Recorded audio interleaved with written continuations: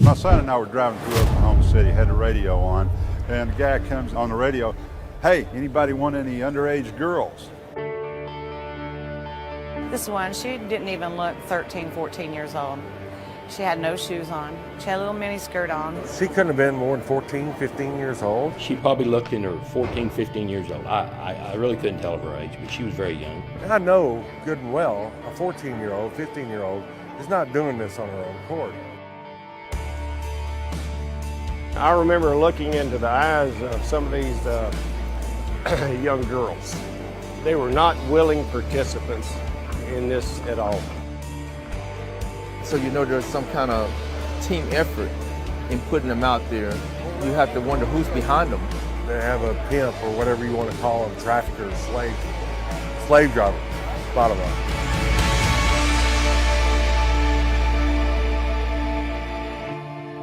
Sex trafficking is a form of modern-day slavery.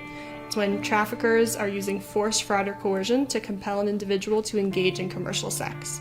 It also involves anyone who's under the age of 18 is considered a victim of sex trafficking, regardless of the use of force, fraud, or coercion. And this is an issue that affects all populations of victims: men, women, children, foreign nationals, and U.S. citizens. And it's really important that we understand that. When most people think of the problem of child prostitution and sexual exploitation of children, they think of it as being a problem for foreign countries, for third world nations, and doesn't exist here in the U.S., and that's just not true. People do not realize how big of a problem this is in the United States. It is extremely pervasive. It's happening in every single state. The youngest child that we've recovered has been 9. Average age is 13 to 14, possibly 15 years old that they get involved in prostitution. Nobody wakes up and says, "Gosh, I'd really like to sell myself on the streets today." That is something that is being directed by the victimizer, by the trafficker.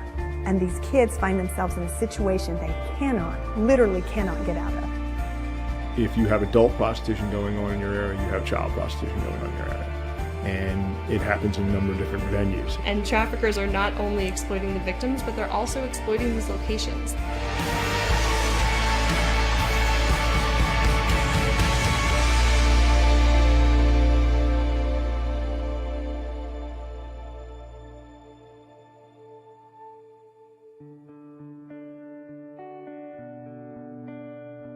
Here we are, I'm 15 years old, my cousin is 14, and we're here at a truck stop, being forced to work it, being forced to go from truck to truck, asking, if the guy would like to have sex with us, and we're young girls, terrified out of our minds. When the girls don't want to work, they're beaten. In extreme cases, we've seen them drugged, addicted to heroin and things of that nature. It's a brainwashing that begins in a dependency that the pimps try to put on the girls so that they cannot live without them, and that this is all that they can amount to and do. From the very, very beginning, they drilled it into my head, they drilled it into her head that, if we try to act up, something really bad was going to happen. He threw me into the dining room table, busted me up pretty good, but Chrissy, he dragged up the stairs by her hair, threw her down the stairs, and did it again like 3 more times. I didn't want to end up dead. I didn't want her dead and it be my fault. It's like they had us completely wrapped, completely controlled, to where we were brainwashed, to where we were like, okay, we have to do this or else, something bad could happen. That's what they did. They just played us off each other, and it worked. I'm hard-pressed when I hear people say that, some do it willingly and want to do it willingly. I don't think anyone would really want to be beaten and raped on a daily basis and beaten in the most extreme ways. Violence goes hand in hand with these type of cases, and it's used to break down the girls. It's used to discipline the girls. It's used to gain complete control over them. I don't think there's any real willingness of your victims, especially their child victims. This is old-fashioned greed, and where you can only sell a drug one time, you can sell a girl or a boy or a man or a woman over and over and over again. I was scared unbelievably scared. The trucking industry is in a unique position because they actually will be in locations that pimps will bring in their victims to be prostituted out. Pimps are very transient. They move around a lot. So do your girls. Your victims are being moved constantly, whether it's through planes or cars that they'll just drive, or bus tickets, or through trucks. Any way that they can get to their money, that's how they're going to get there.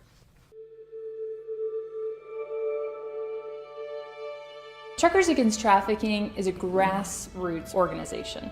It comes alongside the trucking industry, recognizing that they're the eyes and ears of our nation's highways. They're in places that most people aren't, and that they can recognize potential victims of human trafficking more than the rest of us. And so we equip them with tools that they can recognize, identify potential human trafficking victims, and then a number to call, the national hotline number, 1-888-373-7888, so that when they see human trafficking situations, they can report those and hopefully get the victims recovered and perpetrators arrested.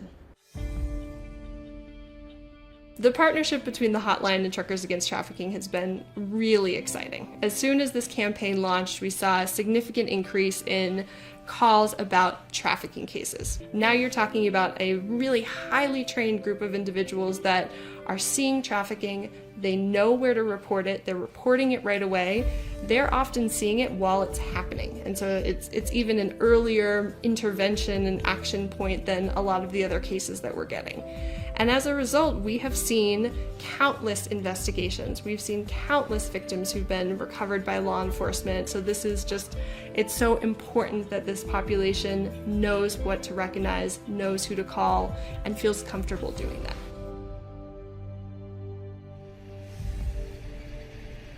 So signs to look for. The most important one is if you ever see a minor selling commercial sex. By federal definition, that is a child, that is a victim of human trafficking. There is no such thing as a child prostitute. But it's not just minors who are being victimized here. We're also talking about adults who are victims of the sex trade.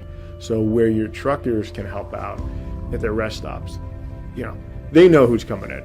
You see a car pull in or a navigator pulling in. Why is a navigator pulling in with 10 girls in it and one guy behind the wheel? And all of a sudden you've got a bunch of young girls walking out in revealing or lingerie clothing. So if you're in a parked location and you happen to see lights that are flashing, perhaps signaling that somebody is saying, I'm an available buyer, that should be a red flag. If you happen to hear CB chatter about commercial company or somebody needing to make a quota or somebody referencing their daddy or that boyfriend figure in their life, or if you're that local driver who is loading at a business front and you happen to see that unaccompanied minor or that minor who looks fearful or potentially is under the control of somebody else. What about branding? Do you see some tattoos claiming ownership over this person? This is a potential sign that you are interacting with a human trafficking victim. We've had cases come back from drivers already who are having conversations with people and asking questions like, are you traveling by yourself? And if they're not, who are they traveling with? When's the last time they've seen their family? Do they get to keep any of the money? These are important questions because they're going to help you determine whether or not this person has the freedom to walk out the door or not. So traffickers are continuing to exploit businesses for criminal gain, and they don't care where it is, whether it's that major sporting event or a big convention that's coming to town or in a bus terminal, or it could be a casino. Wherever it is, they're going to go where they can make money. Everything from hotels and motels, commercial front brothels, to residential brothels, to street-based prostitution, to truck stops. The more you look, the more you'll find. So what should you do in these situations?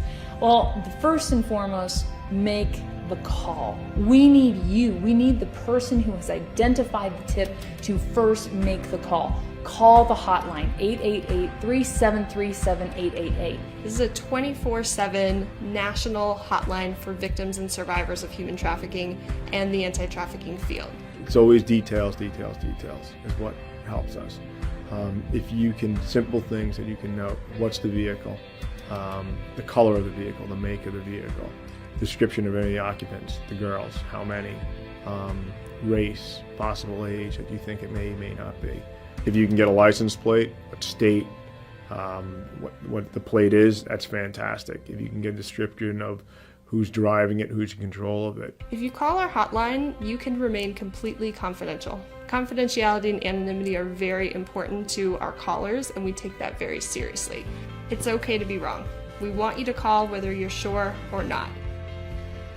And if you are in a location that has a general manager, go in then and tell the general manager. They need to know what's going on their property, wherever you are, wherever you're parked. You know, it's getting involved that much. We're not saying go out there and grab the girls and try and drive away with them. No, don't try and rescue them on your own. Every one of these kids that are recovered and saved, every one of these guys that we arrest, that's preventing hundreds, if not thousands of kids of being raped and abducted.